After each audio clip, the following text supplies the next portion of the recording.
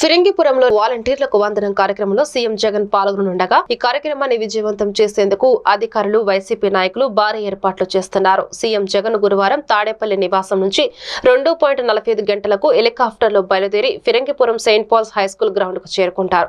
అక్కడ ప్రజా ప్రతినిధులను కలిసి 3:15 అక్కడి నుంచి బయలుదేరి ఫిరంగిపురం మండలం రేపొడిలో పీఎన్సీ ఇంజనీరింగ్ కళాశాల ఎదురుగా ఉన్న గ్రౌండ్ లో వాలంటీర్ల అభినందన సభలో పాల్గొంటారు.